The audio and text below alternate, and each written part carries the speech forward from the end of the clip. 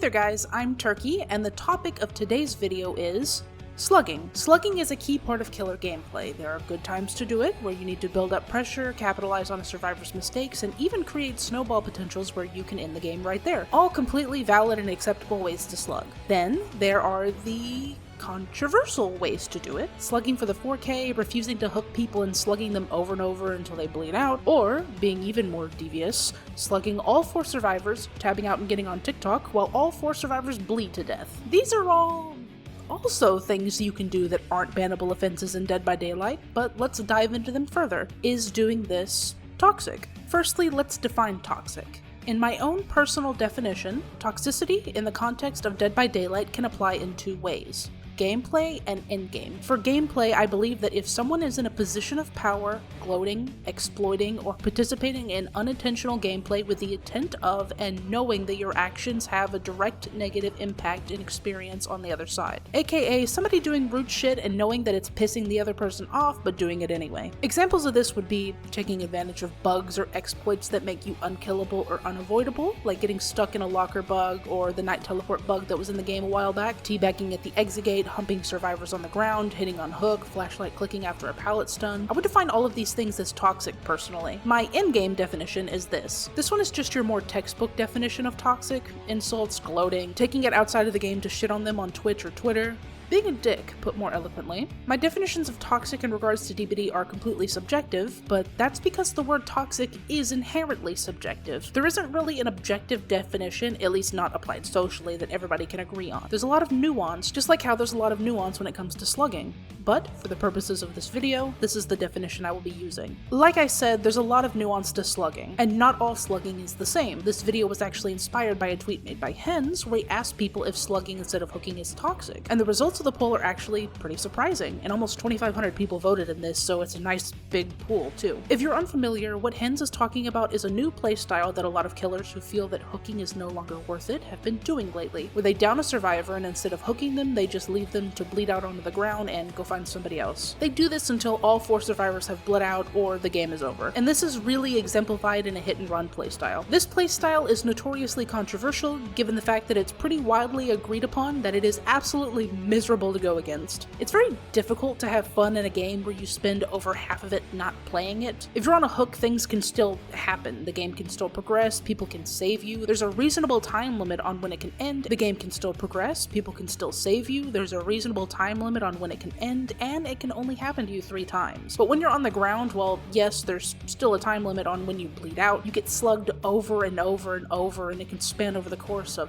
20 to 30 minutes, microdosing, not being able to play the game while the killer gets to continue as normal, unaffected. Hens' question was, is this toxic? Well, I think that, honestly, yeah, it is. And I would honestly go as far as to call it an exploit. You're using an unintended mechanic, the bleed out mechanic, to circumvent a key and core aspect of gameplay that the game has balanced around to give yourself, and especially if it's against a solo queue team, an unfair advantage. That's another huge point about this too. This mainly fucks over solo queue because 4-man Swifts can just calm where they are, and if it's safe, and tell their teammates where the killer is headed so they can pre-run or know when to do a reset and reasonably counter it. What the hell is a solo queue survivor gonna do? Nothing. Aside from that, it's taking a position of power where a survivor cannot fight back reasonably in most average scenarios, abusing a mechanic that is not intended for this purpose, and knowingly putting survivors in a miserable situation to give yourself an advantage. This is different from tunneling, which has similar vibes, because the game is designed and updated and balanced with tunneling as a core mechanic in mind. And a lot of people enjoy being tunneled. I hear people say that all the time, and you're never in your life going to hear somebody say, oh man, I love being bled out on the ground to death and doing nothing. Almost everyone on the planet agrees that the perk Knockout, one of the only slugging perks to exist in the game for the sole purpose of slugging,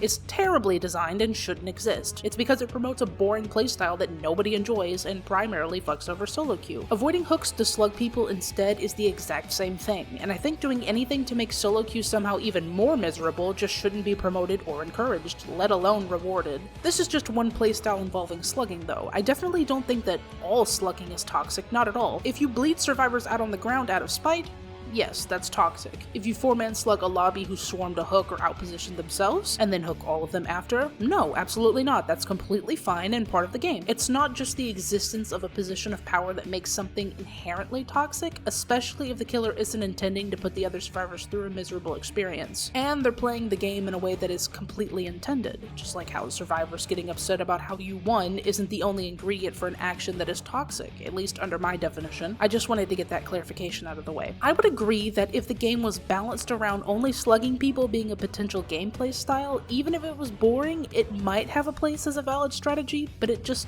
isn't. The only reason that there's even a bleed out timer is because behavior doesn't want killers bleeding survivors out for an hour straight or even longer before they added server timeouts. It's not meant to be a hit and run death timer after getting down the 10th time. At that point you're hard winning anyway and you're just running victory laps at that point. It's not how the game was meant to be played, and there's a lot of ways to play this game, so that's honestly saying something. A good comparison I would have is a group of survivors loading into a game with 4 urban evasions, distortions, iron wills, and spending the entire game hiding and not doing gens. And I'm not talking about that baby Claudette in the corner scared of the killer. I'm talking about people doing this intentionally to waste the killer's time or make them mad. They are giving themselves an unfair advantage by avoiding the objective so they will never be found, participating in a playstyle they know will make the killer miserable, and are playing in a way that the game is not designed and balanced around. A lot of people even say that hiding the entire game should be a bannable offense, so why not slugging? These two playstyles aren't bannable, but we all agree that they suck and are miserable to face. Should they be encouraged? I don't think so. Would you like it if half your games looked like this? No, you wouldn't, just like how survivors don't like spending 90% of the game on the ground. I think both of these playstyles are just inherently toxic. They're probably exploits and shouldn't be encouraged. Another huge point I can already see a lot of people saying in the comments is, well, I'm not responsible for the other side's fun.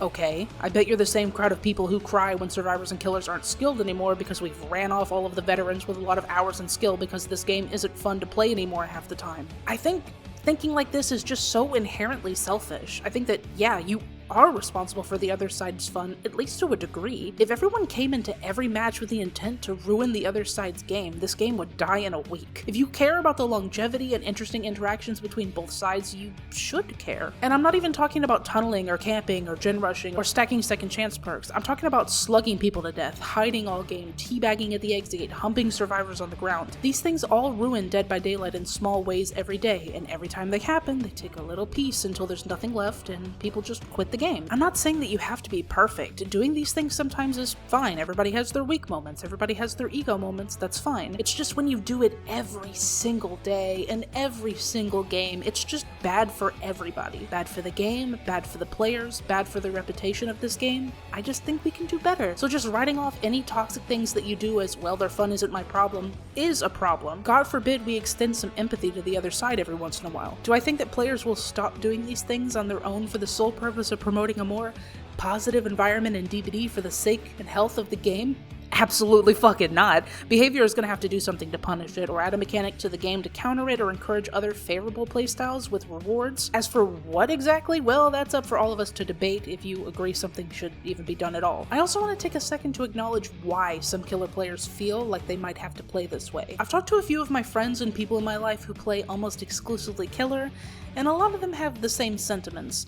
They feel hooking isn't worth it, every second is precious, and survivors who are efficient cannot reasonably be hooked naturally because they're stacking second chance perks and gen perks that make use of every second the killer is carrying a survivor to the hook to crank out the gens as fast as possible. I understand why some people might feel this way, but to be honest, I'm really not sure why this sentiment got so popular randomly one day and is making so much traction online, because survivors have really never been less gen efficient than they are right now in DBD history, say for the gen kick meta. Brand new parts used to complete gens instantly, and people still found ways to win back then. I do have a theory, I'm not sure how true it is, but let me know what you guys think. I think that honestly, killers have gotten used to having really strong gen regression perks freely at their disposal. They had them for a long time, and since a lot of gen slowdown and regression perks have been toned down, killers aren't used to it anymore, because nothing aside from that has really changed. Kill rates are still the same as far as we know, most lobbies are still solo queue or duos. Survivors don't really have a huge arsenal of ways to speed the game up, aside from a few strong add-ons and maybe a total of 8 good perks, which, at least in my experience, I barely even see my teammates run in solo survivor anyway. I'd die for that default Steve to be running DS off the record, believe me. This coupled with the addition of 10,000 aura rating perks that don't require killers to have any game sense at all anymore. I don't know if this is a controversial thing to say, but I honestly think that killers have just gotten too comfortable having their hands held with pretty insanely strong General Russian perks, and they're not used to it anymore. The Gen Kick meta, the Pentimento meta, the Pain Res Pop meta. Admittedly, survivors have had a lot of base kit tools added, like some perk buffs, for example DS, and the addition of base kit borrowed time, but I don't think that these things are that insane, at least not on their own. The thing that makes them insane is super coordinated 4-man swifts, but that's a whole nother discussion for another day. Truth be told, I honestly just don't understand why killers would feel that 4-man slugging is the answer to gens flying fast, when there's 1,000 perks that slow the game down that they could use that encourage hooking. Even just hard tunneling somebody out, I just don't understand why they wouldn't if winning is so important to them. I play killer myself, but